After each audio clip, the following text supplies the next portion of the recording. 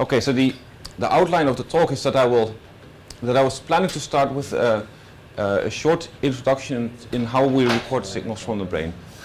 But yesterday Stephen has already elaborated on the MEG instrumentation, like what the different sensor designs are, what the considerations are with recording MEG in a shielded room, with the active compensation, and also how MEG is recorded in the shielded room, and also how MEG and EEG compare to each other.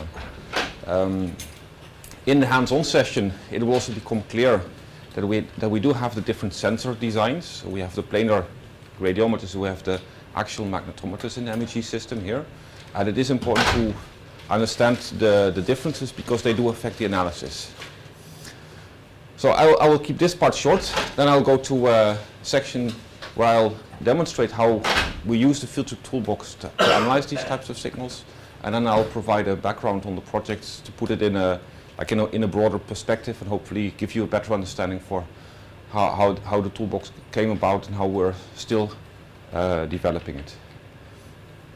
But let's start with a short overview of what are the signals that we're recording. Well, with MEG and EEG we record signals usually at a rate of about a kilohertz or so, at many sites on the scalp or over the head. And if we're doing cognitive experiments, we usually repeat trials with, we usually repeat the experiment many times, so we have many trials in which the same stimulus is presented. And that is because each of the trials, each of the repetitions of a stimulus, or each of the cognitive tasks that the subject does produces a very small brain signal, and we have to repeat it in order to start making it visible. In the interpretation of the data, there are a number of, we make a distinction between two important aspects. There's the time course of the activity, and there's the spatial topography of the activity. The time course is something that we can record really well with electrophysiological methods because we have such a high sampling rate, because it's a direct measurement of cortical activity, and we can record it as fast as we want, and we can track it as fast as we want. But the spatial topography in EEG and in MEG data is more difficult to interpret because it's an indirect measure on the outside of the head. We have to use inverse methods to interpret the spatial topography and to localize the sources that have caused the spatial topographies. And that is largely the topic for tomorrow's program. If we have interpreted the data, so if we've done our analysis and if we have some interesting features in the data, then it is important to assess the reliability of the effect. That's where statistics comes in, and that's what we will deal with on Friday. So we can do statistics over trials within one subject. We can also do statistics over subjects, over groups of subjects. But that's also a very important aspect of how we use MEG in addressing scientific questions. Okay, so I already mentioned if we present a stimulus or if the subject does something, then what we often have is that the brain will respond to the stimulus. If the stimulus is perceived, then the brain is going to respond to the stimulus. Or if the subject makes a movement, then proceeding to the movement, there will also be cortical activity. So that means that we have an event, and related to this event there is cortical activity. Here it's depicted as following after the event. And if we repeat the event many times, what we have is that on every trial, on every repetition of the event, we expect similar cortical activity to happen. If this cortical activity is time-locked to the event and phase-locked to the event, so if the pattern of deflections is always the same over multiple trials, then what we can do is we can average it. And if we average it, we're going to get the same effect as we have in an individual trial. Averaging is important because the signal-to-noise ratio in a single trial is very bad. And by means of averaging, what we can do is we can suppress the noise. So the more trials we have, the smaller the noise is going to be, but the underlying event-related potential or the underlying event-related field is not going to change. That is, of course, under the assumption that the event-related activity is present in every trial.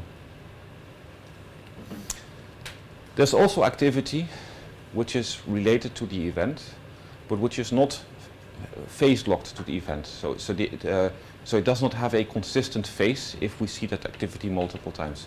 And that's what you can see here. So, for example, in this trial, it starts with a deflection upwards, but in this trial, it starts with a deflection downwards.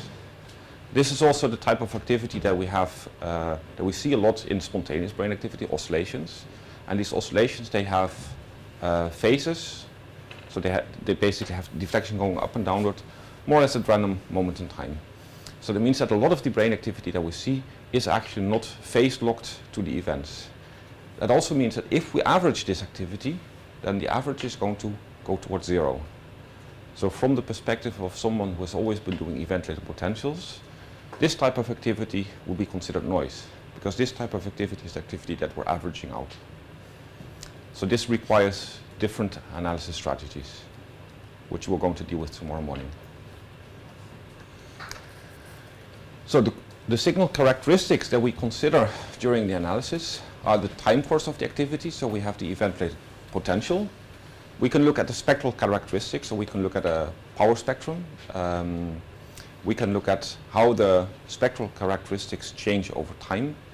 So we can look at the time frequency response. And we look at the spatial distribution of the activity over the head. That's where source reconstruction comes in. So this is all about the time domain.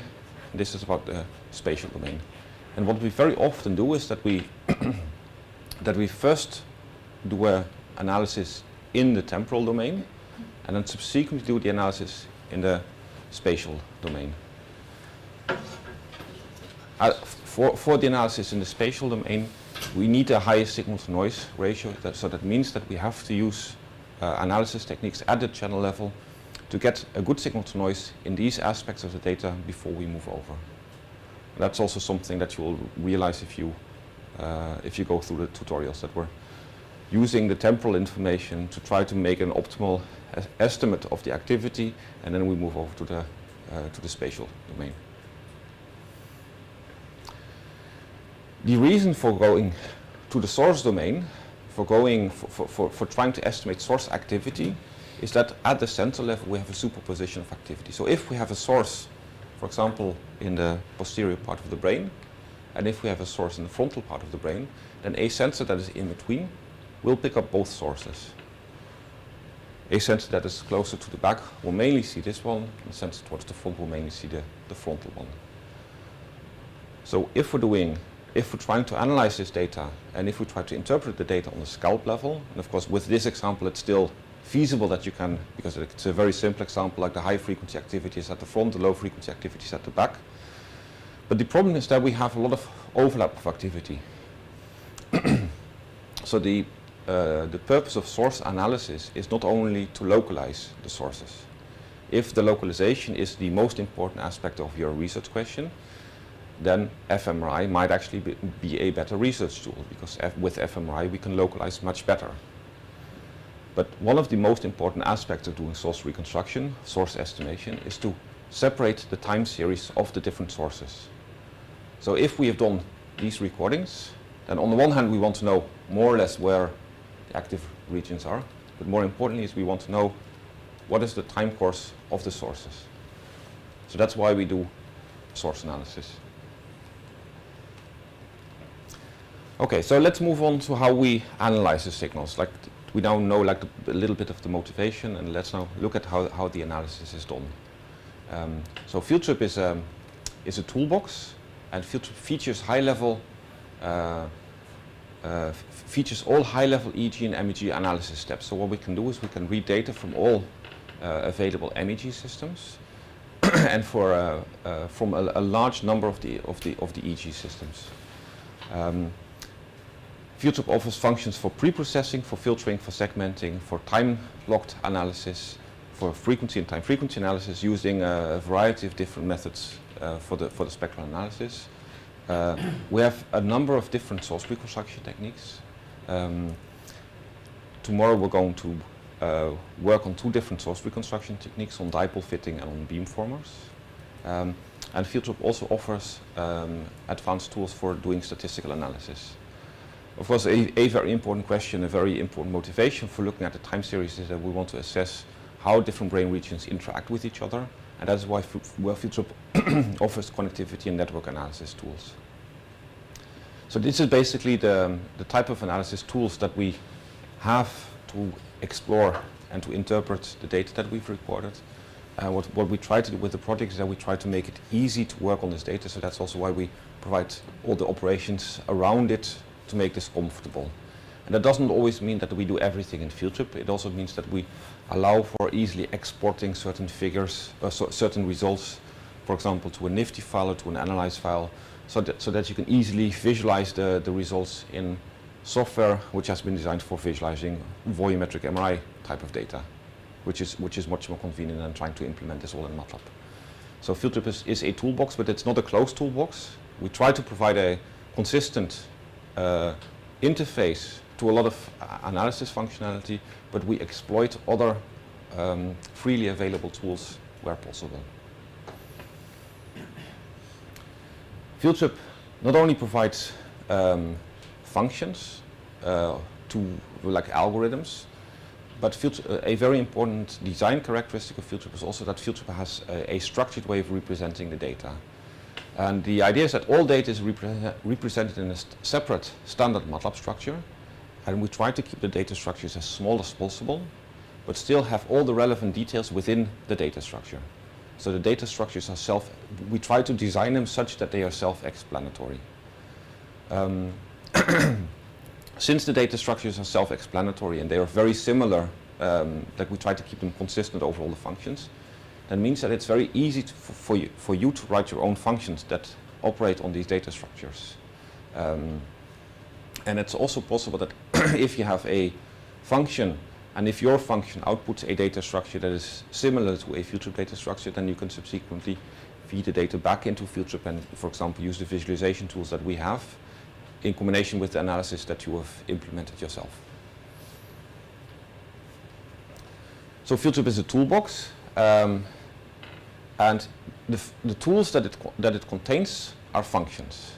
FieldTrip does not have a graphical user interface. It's really functions, and you have to use these functions in a script.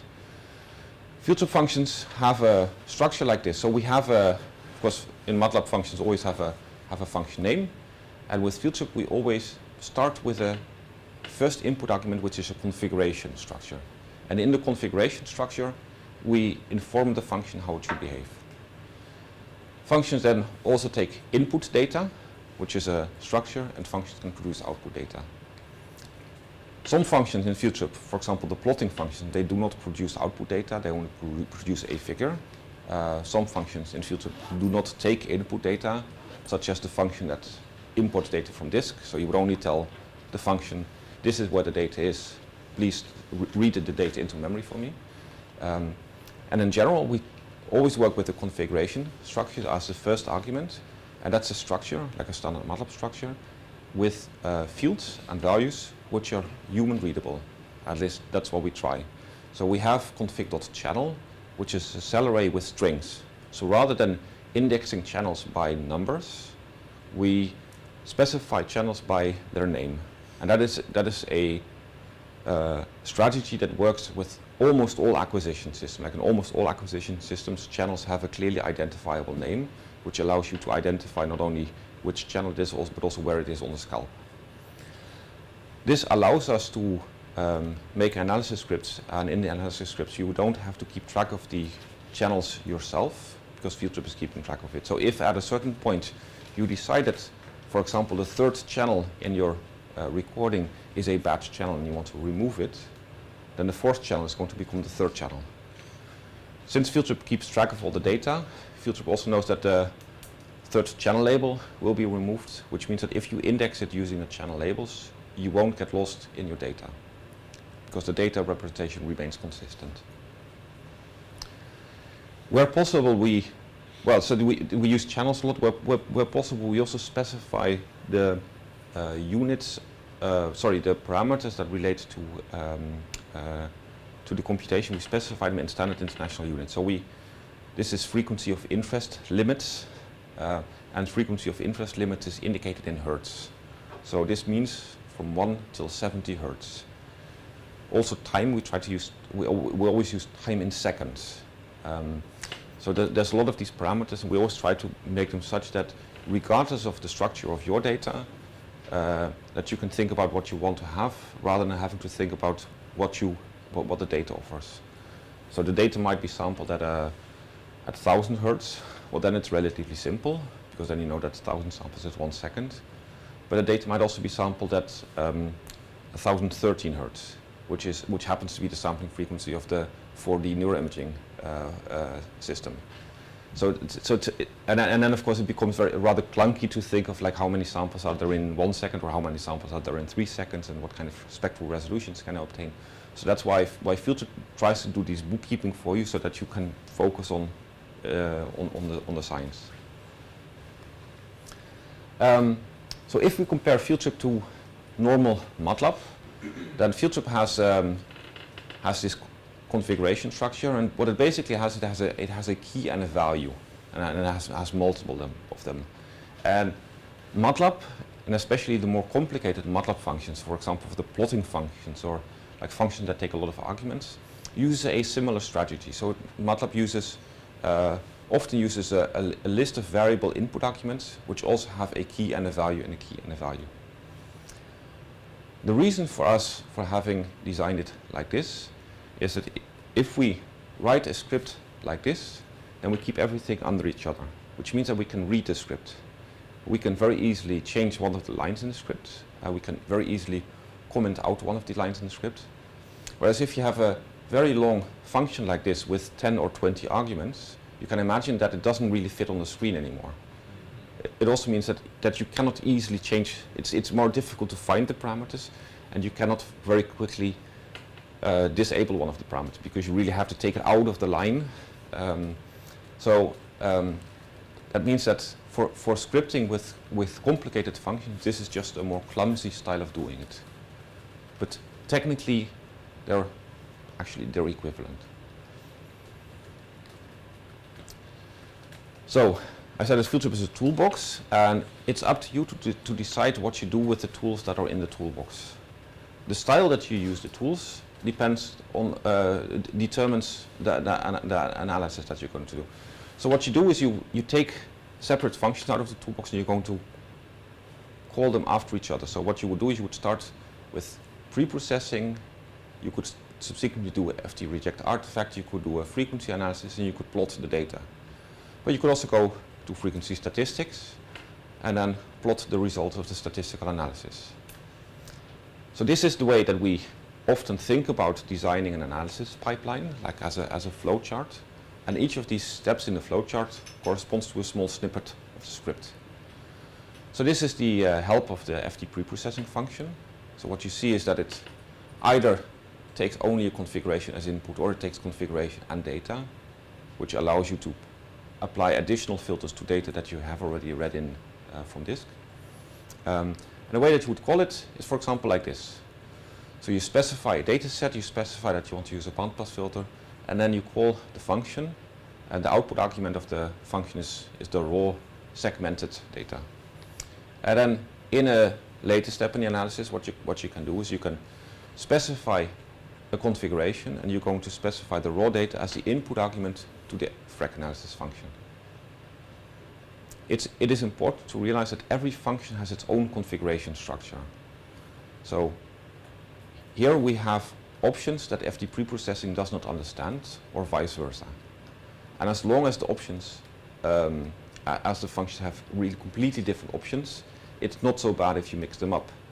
But some functions have actually the same options, but they mean something different in the different functions. So a lot of the functions have the option config.method. But config.method in FREC analysis means something completely different than config.method in FT reject artifact. So that is why this line is actually an important line, so that you always start with an empty configuration before you perform the next step. What you can also do is that every function gets a different name for the configuration, so that you would call this config 1, config 2, config 3. In the tutorials, we always use the same name, so we always use the CFG as the name of the structure.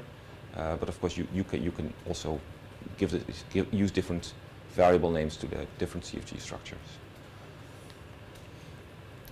I already mentioned that with FieldTrip we have a structured data representation, and what I show here is an example data structure for raw segmented data.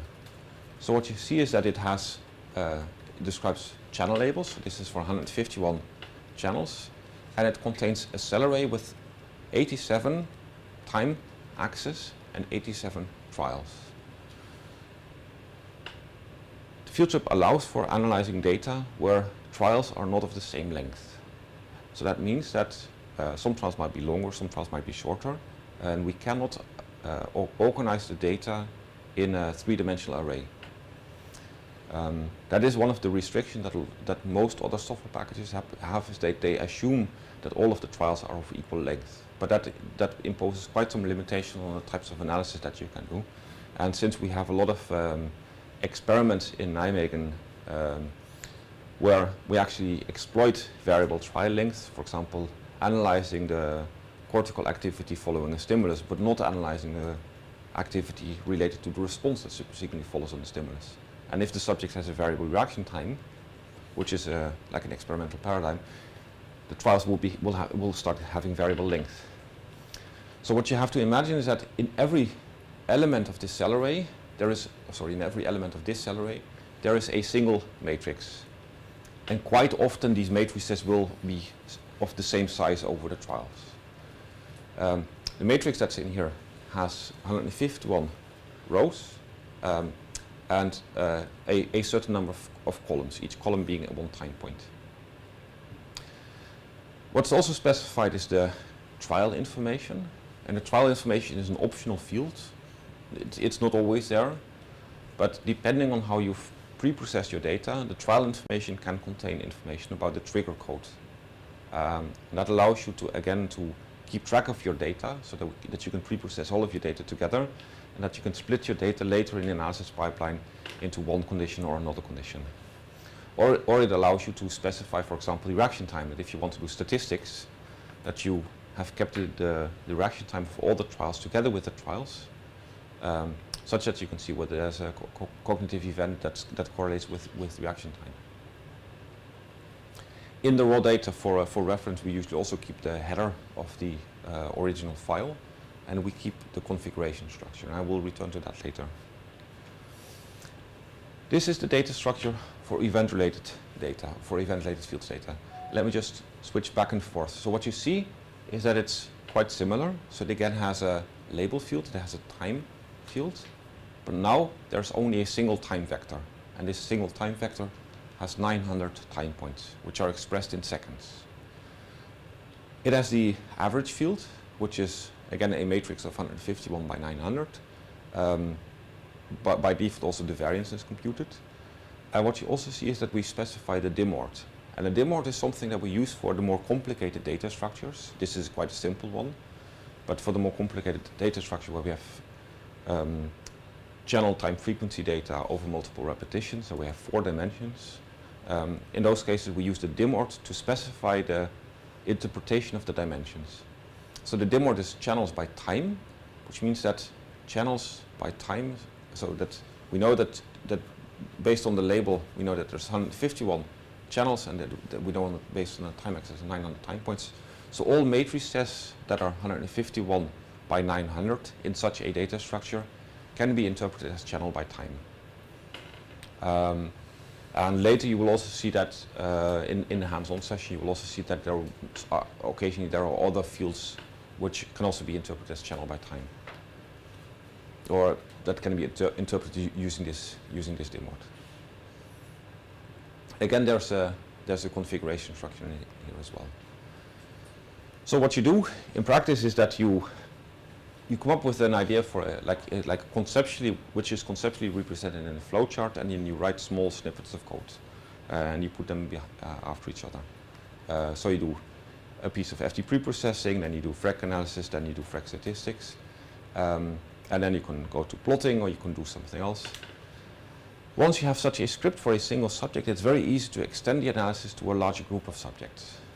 Because what you do is you take your script and you just make a for loop around it, or a number of for loops around it. So this is basically just a a single snippet of code, of an analysis script that we would initially implement for a single subject, and then we would loop over all the subjects. Since MEG data is typically quite large, also the analysis takes quite some time. So scripting, or batching, as some people call it, is an important strategy for churning through all of your data. So what we quite often do is that we write a script, and then during office hours we test the script on a single subject, and then like towards the end of the day, in the evening, we start the script for all the data for the whole experiment. And then hopefully by the time that you come back to your desk in the next morning, all of the results will be ready. But however, that yeah, or you'll have a red line, like indicating that there's an error. Of course, if we work with very large data sets, then we have to consider like the consequence of how we script. And if you look here, what I'm doing is I'm using a raw data cell array, and I'm basically accumulating all of this raw data in memory. This works fine if you have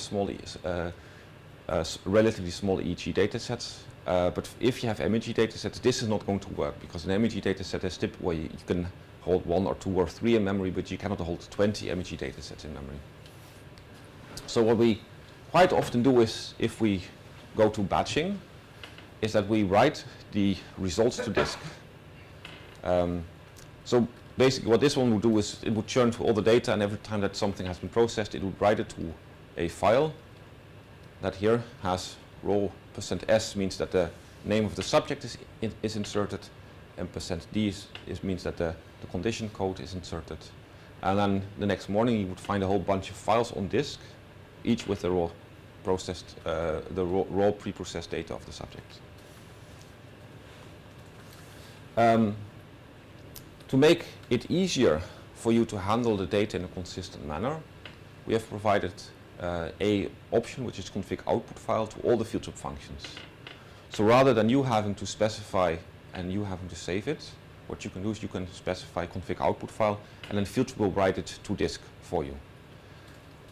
And that's in this way it's a relatively small step, but the nice thing is that this allows us to do batch processing using the parallel computing toolbox from MATLAB. Because what we can do is we can basically, in this for loop, we can construct a cell array of configurations. So we can specify a whole bunch of configurations, and then using a single call to df-eval, distributed function evaluation, which is a function from the MATLAB parallel computing toolbox, we can evaluate FT preprocessing on all of these configurations. On a single computer, that's not really going to speed up it a lot. But if you have a compute cluster, then every of the compute nodes will start preprocessing a single subject, which means that you don't have to wait the whole night, because you'll just have all of your subjects processed in the time that it would normally take to process a single subject. Since not everyone has the MATLAB parallel computing toolbox, we also implemented, and actually we also don't have it in NatMEG, we also implemented our own parallel computing function, which is qsub selfun. And qsub is the command that is used on the Linux command line to interact with a Torque cluster or with a SunGrid engine cluster. So using qsub selfun, you can basically spawn a lot of MATLABs, and all of these MATLABs will take one of the subjects and process one of the subjects. Okay, so with FieldTrip we start with a single typically with a single analysis of a simple analysis on a single subject, then we elaborate on the subject's analysis, and then we're going to loop over all the subjects. But it's important that we keep track of what we've been doing, because well, we have the scripts, but it might very well be that during the course of you analyzing the data, that the data that you have on disk does not correspond to the script anymore. Maybe you find that one of the subjects has something went wrong with the recording of one of the subjects, or trigger codes were incorrect, so you change the script for that single subject, and suddenly your script is not consistent with the data on disk anymore. And that is why we offer Provenance. And Provenance is basically keeping track of what happened with the data. So your own analysis script binds the analysis together, but it's the config structure that we have in the data that keeps the history. So if you look at a function call like this, what we have is we have data out, which depends on one or multiple input data arguments. And data out is of course the data structure with the settings, but it also includes the default. So what we do is we copy this configuration structure, we copy that in here. So that means that even if you don't know what kind of defaults the function has, after having run the function, you can look at which defaults were used. Furthermore, dataout.config.previous contains the configuration structure that was contained in here. And dataout.config previous too contains the data structure. So that means that we build up a hierarchical tree of all the previous analysis steps. And dataout in this case basically contains a tree with all the history of all the steps that were done prior. So rather than keeping the data, we keep all the history. So the details of the computations are kept with the data. It's up to you to decide whether you want to keep all the data. Of course, depends on how much storage space you have on your computer or on your file server.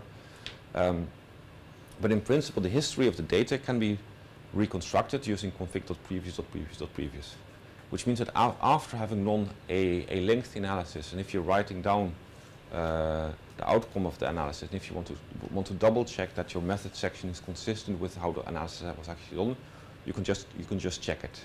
You can also check that all the subjects were processed correctly, because all the provenance is still there. And FieldTrip has a function for this, which is FD analysis pipeline. What FD analysis pipeline will do is it will take a data structure, such as this one, and it will show a flowchart with all the steps that were taken. So actually the flowcharts that we're showing here, we use them to conceptualize our analysis, but it's also flowcharts that you can make afterwards to see how the analysis actually went. So FieldTrip is a toolbox, and the data and the separate functions are basically in your hands. So you decide how you write your scripts about it. And the scripts that you write, they depend on the properties of the data, like is it small data sets, large data sets, available memory, that's often a constraining factor. But they most strongly depend on your programming style and your programming skills. Important to realize is that scripts correspond to analysis protocols. So if you write a script, you can read your script, but it also means that other people can also read your script. And by having all the parameters in the script in such a way that they can directly be interpreted in physiological terms, rather than in frequency bins, we have frequencies in hertz. We have channel labels instead of channel numbers. So that means that if you have a script, you can really read through the script, and it also means that your supervisor can read the scripts, or you can read the scripts of your students. And scripts are very often shared among colleagues. So FieldTrip has quite a lot of functions, and it can be challenging to find your way around in the toolbox. I think that we now have, we have more than 100 functions, I think like around 120 or so. A lot of them you would not use on a daily basis, and some of them you would actually use quite frequently.